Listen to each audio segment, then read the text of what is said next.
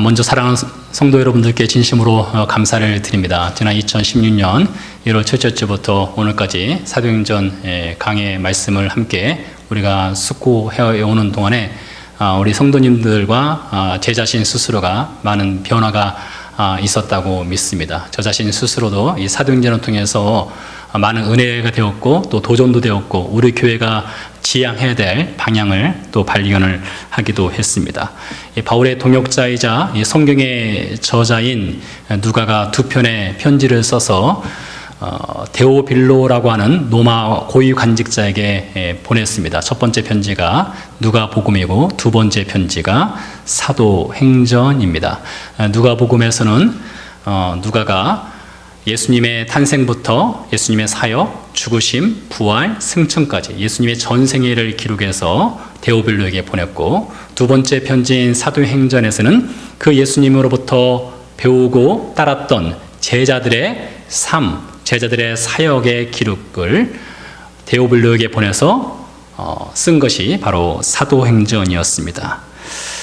그래서 이 사도행전은 제자들이 예수님을 믿고 난 이후에 어떻게 살아갔는가, 다른 말로 말하면 예수님 믿는 사람들은 어떻게 살아가야 하는가에 관한 기록이 바로 사도행전입니다. 우리가 살다 보면 이런 말을 들을 때가 있습니다.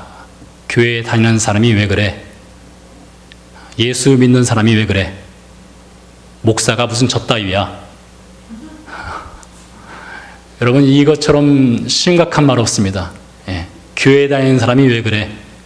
예수 믿는다면서 왜 저렇게 행동해? 목사가 왜 젖따위일까?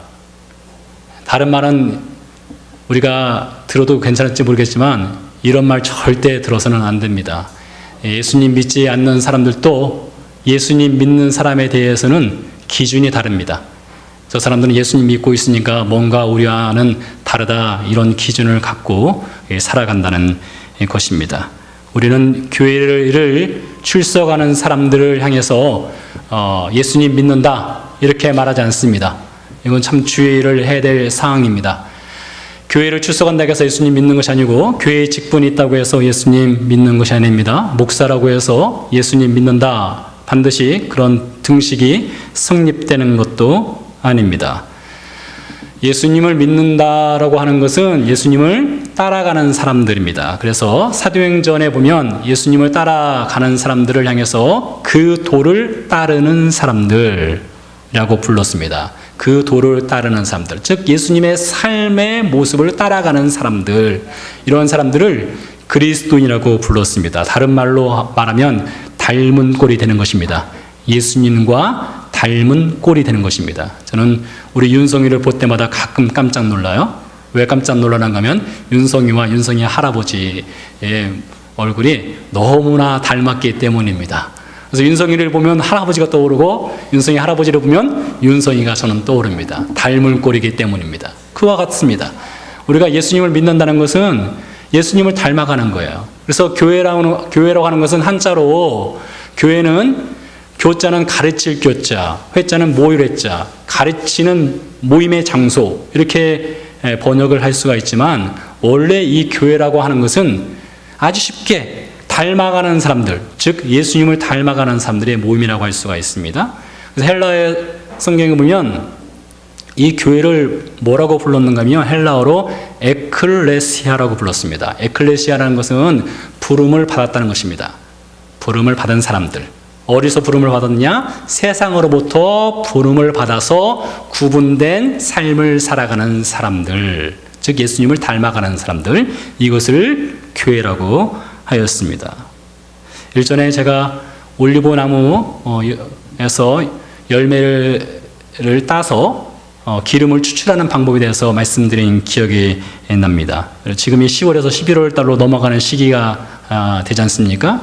이스라엘에서는 이때쯤 되면은 올리브 나무에서 열매를 따기 시작합니다. 추수기가 된 것입니다. 열매를 따서 그것을 기름을 추출하기 위해서는 망에 넣습니다. 올리브 열매를 망에 넣고 연자맷돌에 놓은 다음에 돌로 사정없이 열매를 갈아버립니다. 원래 열매가 형체가 있지 않습니까? 올리브나무 형체는 여러분들이 이해하기 쉽게 말씀을 드리려면 대추하고 비슷합니다. 모양이. 예, 대추하고 아주 비슷해요. 물론 월마트나 마트에 가면 올리브를 보신 분도 있겠지만 그게 크지 않습니다. 이 정도 사이즈가 되는 것 같은데요. 그것을 망에 놓고 돌에 굴리면 으깨지는 것입니다. 으깨지고 여러 과정을 거쳐서 기름을 빼내는 것입니다. 그래서 저는 우리 교회를 이렇게 늘 표현합니다. 우리 교회는 마치 올리브 기름을 짜는 것과 같다라고 교회를 표현합니다. 형체가 다릅니다. 그리고 크기도 다릅니다. 잘생긴 것도 있고 못생긴 것도 있고 예쁜 것도 있고 더 예쁜 것도 있습니다. 상처가 난 것도 있고 상처가 나지 않은 올리브도 있습니다. 그러나 농부의 관심사는 이게 크냐 작냐, 잘생겼냐 못생겼냐, 예쁘냐 더 예쁘냐, 그것이 아니죠. 농부의 관심사는 그것을 으깨서 기름을 짜내는 것이 농부의 관심사입니다. 그래서 교회가 관심을 둬야 될 것은 무엇인가 하면, 아유 저 사람 학력이 이래, 저 사람은 많이 배운 사람이야, 저 사람은 덜 배운 사람이야, 아 저 사람 집이 몇 채래, 저 사람 직업이 이래. 여러분, 교회는 그런 장소가 아닙니다. 교회는 다양한 사람들이 모여서 올리브 나무에서 열매에서 기름을 짜내듯이 말씀을 듣고 예수 그리스도를 닮아가는 것, 이것이 바로 교회입니다. 그래서 우리가 이 성경 말씀을 듣고 배우면서 우리가 좀 달라지고 있습니다. 저는 그것을 느껴요. 그것을 직접 보고 있습니다. 우리가 사도행전을 쭉 지난 2016년 1월 첫째 주부터 지금까지 쭉 진행해 오면서 여러분과 제 자신의 말씀을 통해서 달라지고 변화가 되고 있음을 보고 있습니다. 순전한 예수님의 닮은 꼴 형상을 지금 만들어져 가고 있다는 것입니다. 오늘 본문은 바울이 2년 동안 그렇게 가서 복음을 전하고 싶었던 로마에 드디어 입성하는 장면이 나오는 본문입니다. 드디어 바울이 로마에 도착을 하였습니다. 로마에 도착을 하자 로마에 있던 교회가 있었습니다. 예수 그리스도를 믿는 공동체 교회 신자들이 바울을 맞으러 앞비와 타베르네라고 하는 곳에 나와서 바울을 맞이하였습니다. 먼 이국 땅에 가서 같이 예수 그리스도를 믿는 형제들을 만났으니 바울에게 얼마나 큰 힘과 큰 위로가 됐겠습니까? 그래서 오늘 본문 말씀 보니까 바울이 그들을 보고 하나님께 감사하고 큰 위로를 받았다라고 되어 있습니다. 바울이 로마로 갈 때에 그는 여행자로 간 것이 아닙니다. 그는 사진기를 들고 지도를 들고 가이드 안내 북을 들고 가서 로마 구경하겠다고 간 것이 아닙니다. 바울이 한 가지 가져간 것이 있습니다. 무엇을 가져갔는가 하면 복음이라고 하는 연자맷돌을 들고 간 것입니다. 복음이라고 하는 연자맷돌을 들고 가서 아직 복음이 없는 로마인들, 아직 예수 그리스도를 믿지 않고 있는 유대인들을 그 복음이라는 연자맷돌에 넣어서 예수 그리스도를 닮아가는 형상을 만들기 위해서 바울이 간 것입니다. 당시 로마는 세계에서 가장 강력한 제국이었습니다. 제국의 장수들이 주변 나라로 가서 전쟁을 치릅니다. 전쟁에서 승리를 하면 돌아올 때에 포로들을 끌고 옵니다. 포로들을 끌고 전리품을 마차에 싣고 로마에 입성합니다. 여러분, 로마와 관련된 영화를 보신 분들은 그런 장면들을 보셨겠지만은 큰 길에 마차를 끌고 쫙 입성을 할 때 퍼레이드를 벌이죠. 양옆에서는 군중들이 환호성을 칩니다. 그리고 여인들은 꽃가루를 뿌립니다. 저 앞에는 로마 황제가 앉아 있습니다. 마차 앞에는 포로들이 끌려가고 있습니다. 장군은 큰 말을 타고 의용을 갖추고 앞으로 진격해 딱 가는 것이죠. 옆에서 박수를 들으면서요. 그러나 바울은 그러지 않았습니다. 바울이 로마에 입성할 때에 환영 인사도 없었습니다. 여인들이 꽃가루를 뿌리지 않았습니다. 주변에 아무런 사람도 바울을 거들떠 보지 않았습니다. 그러나 바울에게는 무엇이 있습니까? 생명이 있었습니다. 로마로 끌려오는 죄수들은 죽기 위해 오는 죄수들입니다. 로마에 끌려오는 패전병들은 노예가 되어서 그들은 삶의 소망을 잃고 로마에 끌려오는 것이었습니다. 바울 역시 죄수로 로마에 끌려왔습니다. 그러나 그는 죽기 위해서 온 것이 아닙니다. 그는 생명을 전하기 위해서 로마에 입성을 한 것입니다. 로마에 입성한 바울은 사흘째 되던 날 로마에 살고 있는 유대인들을 초청을 했습니다. 유대인들을 초청해서 그들과 함께 이야기를 나눴습니다. 그러면서 20절 말씀 보니까 이렇게 이야기를 합니다. 이러므로 내가 너희를 보고 함께 이야기하려고 청하였으니 이스라엘의 소망으로 말미암아 내가 이 쇠사슬에 매인 바 되었노라. 죄수로 로마에 끌려온 사람들은 노예가 되거나 처형을 당하는 것이 대다수였습니다. 바울 역시 죄수로 로마에 끌려왔습니다. 그러나 그에게는 무엇이 있다고요? 이스라엘의 소망이 있다. 내 안에는 이스라엘의 소망이 있고 이 그 소망을 너희와 함께 나누기 위해서 너희를 초청했다라고 말했습니다. 바울은 로마에 살고 있는 유대인들과 날짜를 정해서 그들과 만나기로 했습니다. 그래서 날짜가 되었을 때에 유대인들이 바울을 찾아왔습니다. 바울이 아침부터 저녁까지 모세 율법과 선지자들의 말, 즉 구약 성경을 통해서 구약의 모든 사람들, 모든 선지자가 증언하고 있는 장차 오실 구원자, 즉 예수 그리스도에 대한 복음을 아침부터 저녁까지 그들에게 전했습니다. 하루 종일 복음을 전했어요. 그 결과가 24절에 나와 있습니다. 24절 말씀 보니까 이렇게 기록되어 있습니다. 그 말을 믿는 사람도 있고 믿지 아니하는 사람도 있어 라고 기록되어 있습니다. 그 말을 믿는 사람도 있고 믿지 않는 사람도 있어.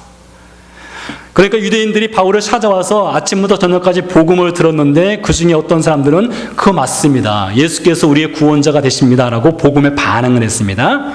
근데 어떤 사람들은 그 말을 믿지 않았다 했습니다. 이 짧은 한마디, 그 말을 믿지 아니하는 사람도 있어. 이것은 바울의 마음을 몹시 괴롭게 하고 슬프게 하는 말이었습니다. 우리가 살펴본 대로 바울이 지중해를 건너서 로마로 가다가 배가 파손되어서 죽을 고생을 했습니다. 14일 동안 배가 난파되어서 이리저리 배가 헤매고 다니다가 밀레도에 도착을 했습니다. 거의 죽었다가 살아났습니다. 그렇게 고생할 때에 하나님께서 바울에게 이렇게 말씀하셨습니다. 바울아, 걱정하지 마라. 너와 이 배에 타고 있는 275명을 내가 다 구해주겠다. 그렇게 말씀하셨고 하나님의 뜻대로 그들이 다 구원을 받았습니다. 그래서 바울은 기대를 했어요. 이 배에 타고 있는 모든 사람들이 구원을 받은 것처럼 로마에 가면은, 로마에서 내가 복음을 전하면 유대인들이 복음을 받아들이기를 기대했어요. 한 생명도 잃지 않기를 기대했어요. 그런데 정작 로마에 가서 복음을 열심히 전했는데 그 결과는 그렇게 썩 좋지 않았습니다. 대부분의 사람들이 복음을 거부했다는 것입니다. 그들은 바울이 볼 때 산산조각이 나고 있는 그 배에서 나는 안전합니다. 나는 괜찮습니다. 나는 복음 없이도 살아갈 수 있습니다. 이렇게 말하는 사람들이었던 것이었습니다. 어제가 아니죠. 며칠 전에 제 여동생과 통화를 했습니다. 제가 참 사랑하는 여동생입니다. 물론 가족이니까 사랑하기도 하지만은 참 신실한 동생이에요. 통화를 했는데 제 고향 충남 부여 귀암 옆 동네에 라봉리라고 하는 시골이 있습니다. 아주 작은 동네입니다. 저도 어릴 때 자전거 타고 몇 번 놀러 갔던 기억이 나는 동네입니다. 그 동네에 한 여자분이 심한 중병을 앓다가 최근에 소천했습니다. 근데 그 교회, 그 지역에 그 라봉리라는 하는 곳에 교회가 딱 하나 있습니다. 아주 작은 시골 교회가 있습니다. 근데 그분이 소천하기 전에 교회를 다니시는 분이 아니었는데 그분이 아는 분에게, 교회 다니시는 분입니다. 그분에게 제가 당신을 따라서 나도 교회에 나가고 싶습니다. 이런 얘기를 했습니다. 돌아가시기 얼마 전이에요. 이제 삶의 소망을 다 내려놓고 이제 나도 당신 따라서 교회에 다니고 싶습니다. 이런 얘기를 했던 거예요. 근데 그 말을 들었던 그분이, 교회에 다니시는 분이죠. 그분이 아무런 조치를 취하지 않았습니다. 그 지역에 있는, 그 마을에 있는 교회 목사님께 연락 한번 취하면은 그 목사님이 신방 가서 복음도 전하고 또 예수님을 믿을 수 있는 그런 저류의 기회가 있었는데 아무런 조치를 취하지 않았어요. 그 중병에 걸린 그분은 복음 한번 듣지 못하고 그 마을에 있는 그 하나인 교회에 한 번도 나가지 못하고 세상을 떠나게 되었습니다. 왜 교회에 다니는 그분은 나도 당신을 따라서 교회에 나가고 싶습니다. 그 말을 듣고도 아무런 조치를 취하지 않았을까? 제가 그 전화를 받고 나서 여러 번 생각을 해봤는데 결론은 그거예요. 이분이 교회를 수십 년 다닌 분입니다. 교회의 집사입니다. 근데 제가 보기에 그분은 복음이 없는 거예요. 예수 그리스도의 생명이 그 안에 없습니다. 복음이 없고 생명이 없다 보니 이 사람이 교회를 다니든 아니든 전혀 상관이 없는 겁니다. 마음의 감각이 없는 겁니다. 생명에 대한 감각이 없는 거예요. 그렇기 때문에 교회를 가고 싶다는 부탁을 듣고도 그 귀가 완전히 가려져 있는 것이라 생각이 들었습니다. 제가 말씀을 이렇게 드리지만 저는 사실 제 생각이 틀렸으면 좋겠어요. 제가 잘못 판단했으면 좋겠다는 생각이 지금도 듭니다. 그러나 분명한 것은요, 복음을 전할 수 있는, 또 복음을 들을 수 있는 골든타임을 완전히 놓쳐버렸습니다. 복음을 전할 수 있는 그 골든타임을 완전히 놓쳤어요. 그러면서 제 동생이 저한테 그래요. 인생 최대의 실수를 하였다. 그 전화를 받은 그분은 인생 최대의 실수를 하였다. 제가 그 말에 동의합니다.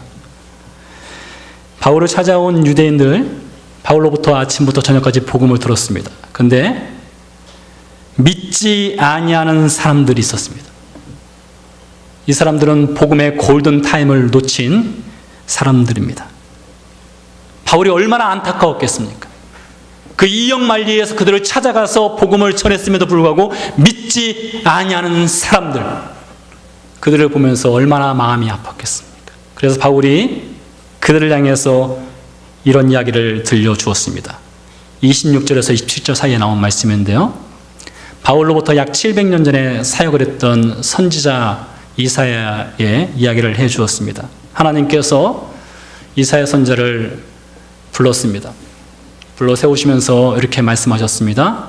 너는 가서 지금 폐역하고 타락한 이 백성에게 회개의 메시지를 전해라 했습니다. 당신은 유다 백성들이 큰 위기를 당하고 있을 때였습니다. 북이스라엘과 아람 군대가 연합군을 형성해서 남유다를 공격하려고 진격해 오고 있는 상황이었습니다. 아무도 그 유대 백성을 구할 수 있는 사람이 없었어요. 유대인 스스로도 전쟁에서 이길 수 있는 힘이 없었습니다. 유일하게 하나 소망이 있다면 그들이 회개하고 하나님께 돌아오는 것입니다. 회개하고 하나님께 돌아오면 하나님께서 그들의 생명을 구해 주실 수 있는 그런 상황이었습니다. 그래서 하나님께서 이사야 선지자를 보낸 겁니다. 가서 회개케 해라. 돌아오라 해라. 그러면 살아날 수 있다고 말해라. 이렇게 이사야 선지자에게 말을 했습니다. 그래서 이사야 선지자가 하나님 말씀을 들으려고 듣고 가려고 길을 나서는데 제가 약간 각색을 했습니다. 하나님께서 이사야 선지자를 다시 불렀습니다. 이사야야 다시 와라. 주님 왜 그렇습니까? 내가 너를 보내지만은 네가 가서 그 유대인들에게 아무리 회개하라 돌이켜라 말해도 그 백성 너 말 안 들을 거야. 회개하지 않을 거다. 돌이키지 않을 것이다. 그럴지라도 너는 가서 회개하라고 전해라. 그들이 귀를 막고 문을 닫고 너를 오히려 핍박할지라도 너는 그럴지라도 가서 그 회개할 수 있는 골든타임을 놓치지 않도록 가서 전해라. 이게 이사야 선지자에게 하나님께서 주신 메시지였습니다. 약간 상황을 바꿔서 오늘날 이 시대로 바꿔보겠습니다. 하나님께서 이 캔자스 지역을 정말 사랑하십니다. 이 캔자스 지역의 한인들을 사랑하셔요. 이 캔자스 지역에는 모든 한인들이 다 예수님 믿기를 원하십니다. 그래서 우리 영락교회 성도들에게 하나님이 찾아오셨습니다. 이 자리에 서서 하나님께서 저와 여러분들에게 말씀했어요. 야, 영락교회 성도들아, 너희가 사도행전 말씀을 그동안 쭉 들었으니 이제는 너희가 가서 복음을 전할 때가 되었다. 이 캔자스 지역에 있는 모든 한인들을 나는 정말로 사랑한다. 그들을 위해서 내 아들을 내가 내어주었다. 내 아들이 그들을 위해서 죽었다. 나는 그만큼 이 캔자스 지역 사람들을 놓을 수가 없어. 그래서 나는 너희들을 이 캔자스 지역에 있는 모든 한인들에게 보내기 원한다. 그래서 우리가 그동안 400년 말씀을 들었기 때문에 주님 맞습니다. 우리가 예수님 믿는 사람들이니까 나가서 복음을 전해야죠. 나가서 예수님과 닮은 꼴 사람들을 만들어내야죠. 주님 저희가 가겠습니다라고 저희가 주님께 가겠습니다 했습니다. 그랬더니 하나님께서 이렇게 우리에게 말씀하시는 거예요. 영락교회 성도들아, 참 고맙다. 너희들이 가준다니 고맙다. 그런데 이 캔자스 지역 사람들이 대부분 너희 말 안 들을 거야. 비웃을 거야. 듣지 않을 거야. 거부할 거야. 그럴지라도 회개하지 않을지라도, 거부할지라도, 받아들이지 않을지라도, 그럴지라도 가라. 지금 그렇게 말한 거예요. 그러니까 바울을 하나님께서 로마로 보내실 때에 바울은 로마에 가면 로마에 있는 유대인들이 복음을 많이 받아들였으면 좋겠다, 이런 열망을 갖고 왔어요. 근데 와서 보니까 복음을 열심히 전했어도 믿지 않았다는 것입니다. 그럴지라도 바울은 복음을 전하는 것입니다. 왜 사람들이 복음을 거부합니까? 이 사람들이 복음을 거부하는 이유를 바울은 27절에서 이렇게 말합니다. 내가 고쳐줄까 함이라. 내가 고쳐줄까 함이라. 그러니까 하나님께서 이들을 회개케 하고 하나님의 백성으로 삼고 싶고 그렇게 할 수 있는 능력이 하나님께는 있어요. 그런데 사람 스스로가 하나님이 너무나 싫은 거예요. 내 스스로가 하나님인데 그 하나님을 섬기기가 싫은 거예요. 죄가 너무 좋은 겁니다. 그래서 요한복음에서 사도 요한은 이렇게 기록하고 있습니다. 왜 사람들이 복음을 거부하느냐? 왜 사람들이 예수님을 믿지 않느냐? 그들은 어두움을 빛보다 더 사랑하고 죄를 더 좋아하기 때문이다. 그것이 이유랍니다. 왜 사람들이 교회에 나오지 않을까요? 많은 이유가 있습니다. 어떤 분들은 골프가 너무 좋아서 교회를 안 나올 수도 있습니다. 골프가 너무 좋아서요. 제가 아는 분들도 그런 분들이 있어요. 이 넓은 이 그린 필드에서 이 골프를 치는 건 얼마나 인생을 즐겁게 사는 것입니까? 그게 너무 즐거워서 교회 나오지 않는다. 아유, 교회 나가면 헌금 때문에, 교회 나가면 그 누구 때문에 난 교회 안 나갈 거야. 여러 가지 핑계거리가 있을 수 있습니다. 그것은 매우 지엽적인 것입니다. 왜 사람들이 교회를 나오지 않습니까? 왜 복음을 받아들이지 않습니까? 죄가 너무 좋기 때문입니다. 죄를 사랑하기 때문입니다. 오늘 바울이 복음을 유대인들에게 전하고 있는데 그 유대인들은 지금 복음을 들을 수 있는 그 골든 타임을 완전히 놓쳤습니다. 이제는 저와 여러분의 기억 속에서 점점 사라져가고 있을 수 있는 세월호 참사가 있었습니다.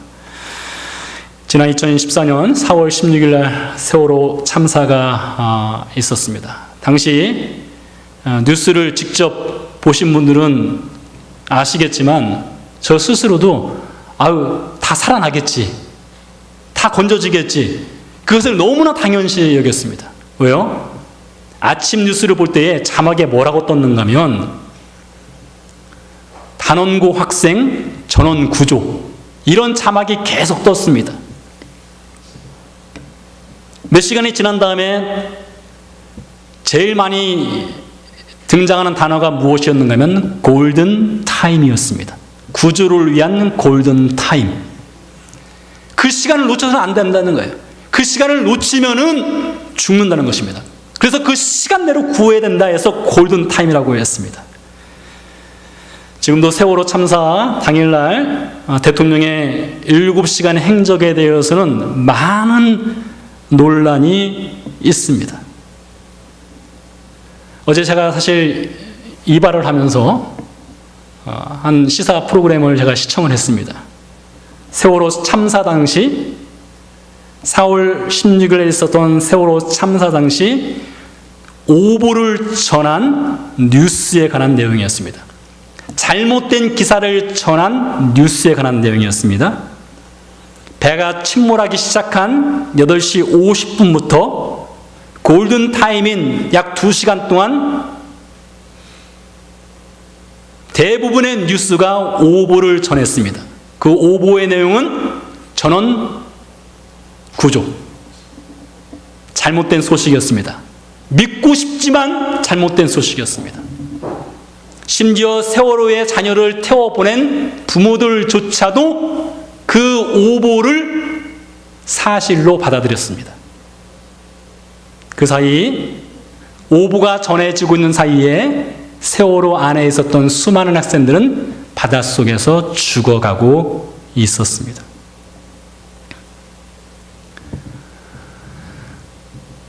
잘못 전하면 이 골든타임을 놓치게 되고, 그 골든타임을 놓치게 되면 생명을 잃는 경우가 분명히 있다는 것을 이 세월호 참사를 통해서 우리는 직접 깨닫습니다. 저는 가끔 폴 워셔라고 하는 침례교회 목사님의 설교를 듣습니다. 최근 제가 본 폴 워셔 목사님의 설교 초반에 이런 말씀을 하셨습니다. 목사가 설교를 한다는 것, 목사가 하나님의 말씀을 전한다는 것은 매우 위험한 일입니다. 왜 위험한 일이냐? 목사가 저 설교를 전하는 그 순간 한 생명이 구원을 얻을 수도 있고 한 생명이 지옥으로 갈 수도 있기 때문입니다. 그러니 목사가 설교 단상에서 어찌 사사로운 헛된 말을 할 수가 있겠습니까? 그것이 설교 첫 부분에 하신 말씀이었습니다. 그렇습니다. 물에 빠져가는 사람을 향해서 왜 물에 빠졌습니까?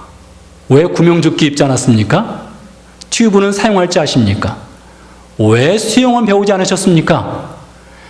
이런 쓸데없는 이야기로 물에 빠져가는 사람에게 대화를 건다면은 그 사람 죽는 겁니다.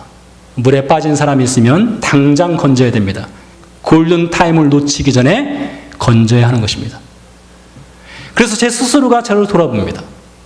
과연 저는 여러분 앞에서 말씀을 전하면서 그 세월호 참사 당시에 뉴스들이 전했던 그 오보, 잘못된 기사 전달처럼 제가 혹이라도 여러분 앞에 잘못된 성경의 오보를 전하고 있지는 않았는가? 그것에서 심각하게 저 자신을 돌아보게 되었습니다. 사랑하는 교회 여러분, 오늘 우리는 사도행전을 마무리 짓게 되었습니다. 예수께서 이 땅에서 사역하실 때에 12명의 제자를 선택에 부르셨습니다. 그 중에서 한 명은 예수님을 배신하고 스스로 자살하고 말았습니다. 남은 11명을 가지고 예수님께서 끝까지 그들에게 말씀을 가르치셨고 승천하셨습니다. 겨우 11명입니다. 결코 많지 않은 숫자입니다. 그 11명으로부터 시작된 복음이 120명이 되었고 120명으로부터 시작된 그 기도가 3,000명을 이뤘고 3,000명으로 시작된 그들의 복음 증거가 5,000명을 이루었습니다. 우리는 지금 복음의 골든타임 시대에 살고 있습니다. 이 복음의 골든타임을 놓치게 되면 더 이상 기회가 없는 거예요. 바울도 이 복음의 골든타임 안에서 예수 그리스도를 만난 사람이었습니다. 그렇기 때문에 그는 복음의 골든타임 안에서 예수 그리스도의 복음을 최선을 다해서 복음을 전했습니다. 사도행전의 저자인 누가는 쇠사슬에 묶인 채 로마에 입성한 바울의 마지막 장면을 이렇게 기록을 하고 있습니다. 31절인데요. 마지막 절이니까 우리 같이 한번 읽어보도록 하겠습니다. 31절입니다. 같이 읽겠습니다. 하나님 나라를 전파하며 모든 것을 담대하게 거침없이 가르치더라. 누가는 그의 편지를 읽고 있는 데오빌로에게 마지막 인사를 하지 않았습니다. 우리 편지, 영어로 편지 쓰면 맨 마지막에 뭐라고 씁니까? 지금 공식적인 편지는 yours 혹은 sincerely 이런 편지 마지막 글을 남기고 그리고 이름을 쓰고 편지를 마칩니다. 그런데 누가는 그렇게 하지 않았습니다. 대신에 바울이 하나님 나라를 전파하고 예수 그리스도에 관한 것을 복음을 전했다는 말로 끝을 맺었습니다. 왜 그랬을까요?